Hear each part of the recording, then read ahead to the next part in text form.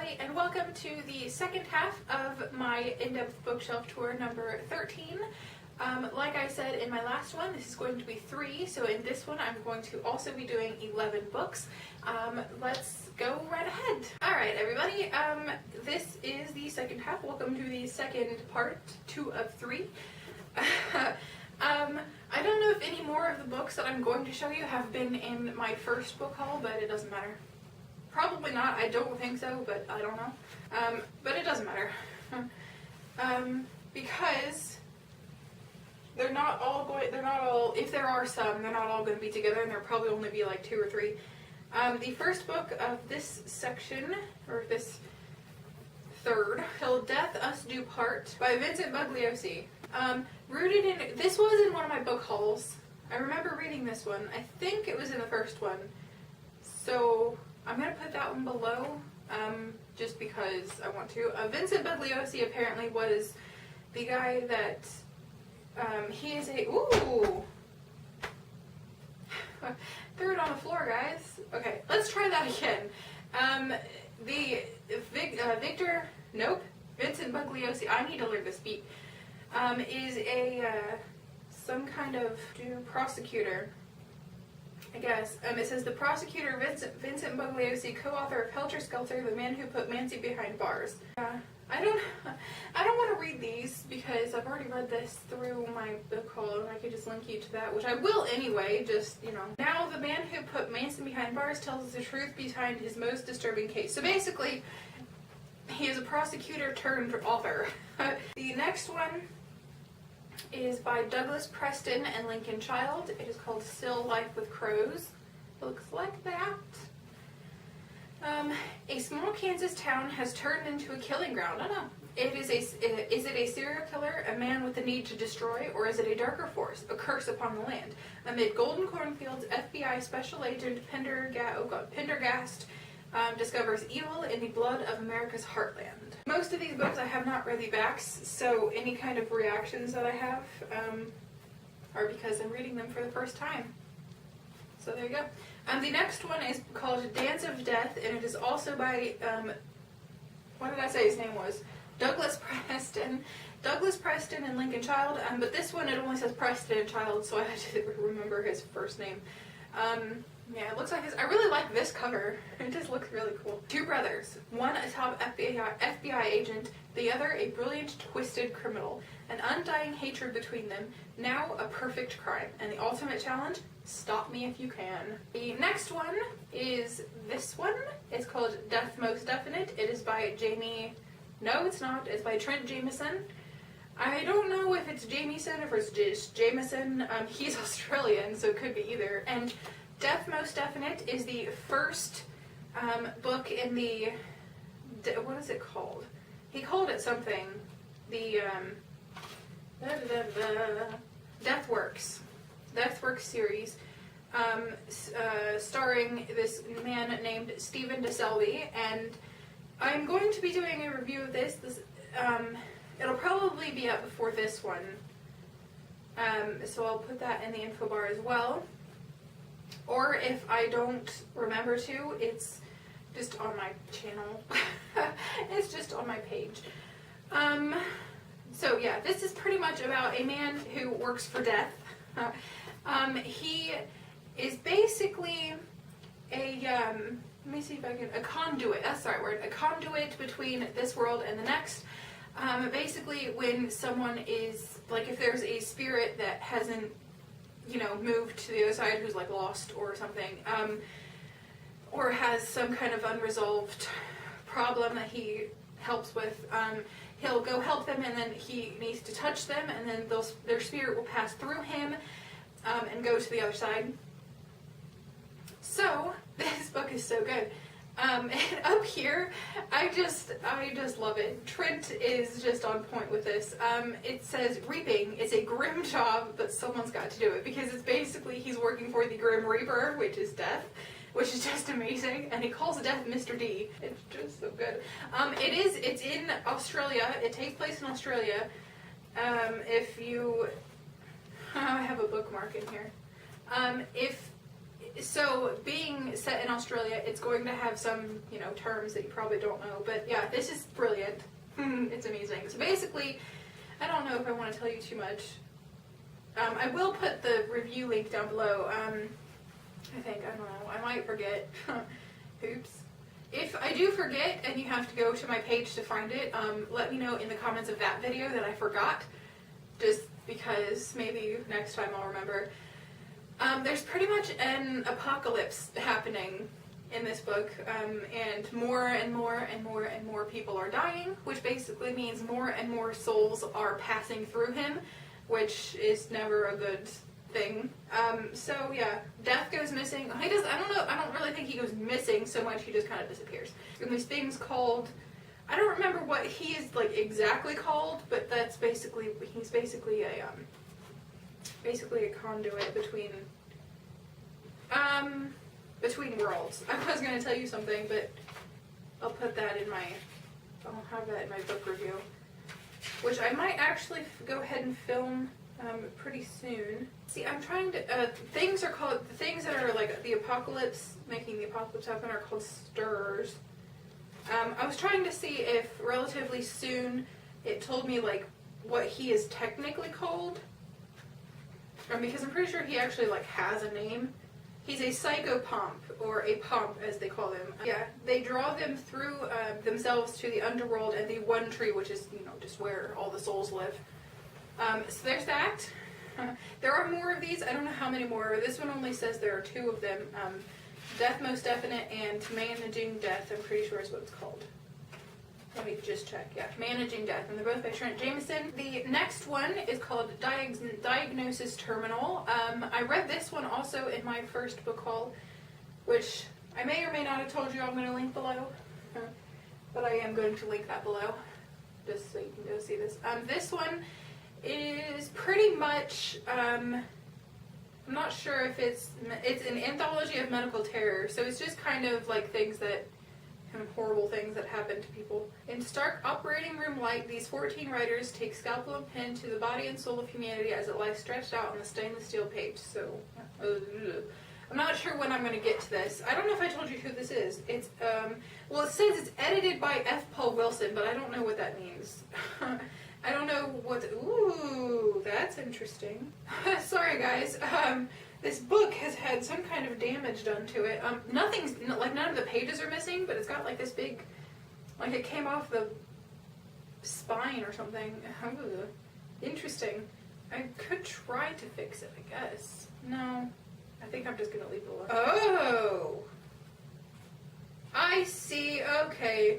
That's why it says edited by such and such, because it has different people. Maybe I'll read it. Oh, that's a lot of people. Okay. Featuring stories by F. Paul Wilson, Bill Pronzini, excuse me, Chet Williamson, Matthew Costello, Billy Sue Mosiman, Stephen Spruill, Richard Lee Byers, Thomas F. Monteleone, I guess, Tina L. Jens, Ridley Pearson, Jack Nimmersheim. All these people have goofy names. Bruce H. Rogers, Ed Gorman, and Carl Edward Wagner. So it's just got a bunch of people. That's why it says edited by. I get it now. So there's that one. Alright, this one, I don't know. I don't know what it's called. I don't know how to say that word. Let me zoom in on this one. See if it'll focus. There we go. That's what it is. I don't know how to say that. I don't really want to try to say that. This, like, up here, I can say Dark Ages, but this down here, how well can you actually read that?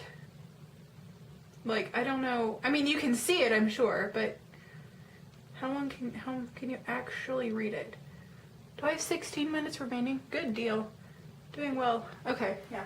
So, yeah, I don't know how to say that. I don't know if I want to try. Anyways, the chaotic winds of fate have swept away the mighty Byzantine Empire. Oh, man. Now they threaten to eradicate the Cappadocians. I'm going to say Docian. I don't know. It might be Docian, but I don't know. Where where was I? One of the ancient clans of vampires. Oh, y'all, they're vampires. Okay, maybe that's why I don't know how to say it. Constantia, ooh, high priestess of the clan, leaves her mountain monastery to seek out Marcus Giovanni, the one vampire who holds the key to the dark future she has foreseen. Marcus, however, has plans of his own. Don't they always? Like, when they have a big plan to go find this person, they always have a different plan. Fleeing the destruction of Constantinople, he sets out for the deserts of Egypt in a quest for glory. When the two come together, the dead rise to fight their battles for them. Oh man. But will it be enough to save either of them from the force that has lured them there? Dark Ages Cappadocian, I don't know, continues the epic 13-part series of Dark Ages clan novels chronicling a vast conflict among the vampires of the Middle Age. The War of Princes explodes beyond Constantinople. Now, I apparently have, like, the 13th. No, it's not the 13th, but I basically have, oh god. There are so many. The Dark Ages clan novel series, there are two that it says there are before this one. One is called Nosferatu and the other one is Assamite. However, down a little ways, it has the clan novels, which I'm not sure if it has anything to do with this, but there are so many. I'm not going to try to say their names because they're ridiculous. And she also has, did I tell you who this one is? This one is Andrew Bates. I guess all of them have different authors, kind of like the Horus Heresy. They all have, each book has a different author. So that's cool. But also by hand, this guy is 3 books in the series called Year of the Scarab. I don't know if there are more, but that's all it's like. All it tells me are there are 3. I guess at the time. Ooh, wait a minute. This is the 3rd one. Haha, I have the 3rd one because on the back here it has numbers 1 to 13, and the 3 is a different color and texture. So I'm guessing that means that this is number 3. Anyway. The other 3, the 3 Year of the Scarab ones by Andrew Bates is Heralds of the Storm, Lay Down the Lions, and Land of the Dead. So yeah. I might try to find him / these books on Amazon and put a link below. I don't know if I will. If you see those, then I did. If not, then I guess you can just go find them for yourself. The next one is Neanderthal. Looks like that. It is by John Darnton. So yeah, there's that one. It looks really cool, and his eye is like, yeah, like that. And then that's what the inside looks like. I really like when they cut out pieces. Okay. The Expedition of the Century. Hoo-hoo, here we go. In the remote mountains of Central Asia, an eminent God. Guys, I can't speak. I can't speak most of the time.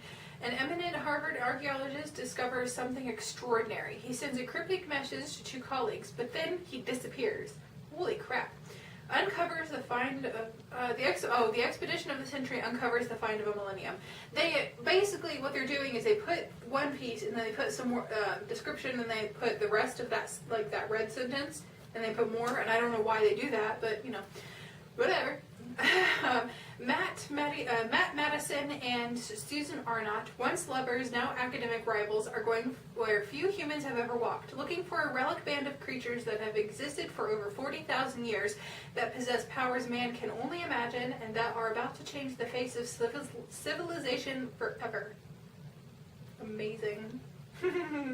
This is going to be good, I can just tell. I need water or something in here, but I don't have water in here. The next one is this one. It is called Created By. It is by Richard Christian Matheson, which is a really great name. I just really like his name. I don't know. It's a really, like, just really nice name. Anyways, this one is really cool looking. Look at it. Look at it. I feel like most of this is just me like showing you things on the book. Okay. Alan White is a hot young writer-producer looking for one mega hit every Hollywood writer dreams about. He thinks he's found it with a new TV show called The Mercenary. The network has never seen anything like it. Sex, violence, nudity. This time they're taking it to the max and the Nielsen ratings are shooting through the roof. Alan couldn't be happier until the morning's headlines start to read like a rerun of last night's episode. Until The Mercenary begins to take on a terrifying life of its own. Oh god. Until it becomes chillingly clear that Alan must cancel his creation before it cancels him. That's never good, is it? Never good. The next one is this one. It is called Kalki. I'm guessing that's how you say his name, I don't know. His name. The prophetic international bestseller Gore Vidal. I'm guessing that's how you say his name. I could be completely wrong. There you go. Who is Kalki, and why is he planning to destroy the world and everyone in it? Kalki, why is the beautiful Teddy Odinger flying up to the top of the world to meet Kalki and his cultists in Kathmandu? Kalki, why are the CIA, the Federal Drug Enforcement Agency, and several thousand devoted disciples in pursuit of Kalki? And if Kalki is a mystical legend, if he is a reincarnated spirit, if he does hold truths and powers unknown, then why does his ultimate world include only a select few chosen to breed a new human race? I don't have a clue. I don't know. So, that's cool. The next one, and there are only two after this one left in this second half, or second third, is this one. It's called Skinwalkers. It is by Tony Hillerman, best-selling author of Sacred Clowns and Coyote Waits. I guess. 3 shotgun blasts explode into the trailer of Officer Jim Chi of the Navajo Tribal Police. But she survives to join partner Lieutenant Joe Leaphorn in a frightening investigation that takes them into a dark world of ritual, witchcraft, and blood, all tied to the elusive and evil Skinwalker. Brimming with Navajo lore and sizzling suspense, Skinwalkers brings Chi and Leaphorn, Hillerman's best-selling detective team, together for the first time. So that's really cool, that they are a really well-known team from him, but this is their first one. This is where they first, get together, and that's really cool, I think. Alright guys, I lied to you. There's only one left, because I said I was going to do 11, 11, and 12, and I miscalculated, so it would have been 11, 12, 11, and I don't like that. I want to do 11, 11, 12. So, the last one for this part is going to be this one. I don't know why this one is not with the other two that I have by this guy, or these guys. It's by Douglas Preston and Lincoln Child. It is called The Book of the Dead. Blah, blah, blah. I don't know if the 3 books that I have by them even go together, or if they're all just standalones. And if they are, that'd be really cool, because no, not. Well, this one is the second one in this list that they have. I don't know if that means these all go together, but there's a list in here that says by Douglas Preston and Lincoln Child, and that has a list of books. I don't know if that means, and then down some more it has just by Douglas and just by Lincoln, but I don't know if the top means it's all together, but this is the second one anyway. Anyways, an FBI agent rotting away in a high-security prison for a murder he did not commit. His brilliant psychotic brother about to perpetrate a horrific crime. A young woman with an extraordinary past on the edge of a violent breakdown. An ancient Egyptian tomb with an enigmatic curse about to be unveiled at a celebrity-studded New York gala. So I'm thinking this one does have to do with one of the other ones. Maybe Still Life with Crows possibly is the one I'm thinking of, because that one sounded like there was, 2 brothers, one was a cop, one was a psychopath. So yeah, there's that one, and indeed the last one of this part, I think. Let me count again. Yeah, okay. Yeah, this is the last one of this one. So yeah. Okay guys, that is the last book for the second half of my End of Bookshelf tour number 13. I hope you guys enjoyed it. I hope one or more of these books sounded good to you, and I'll see you in the next one. Bye!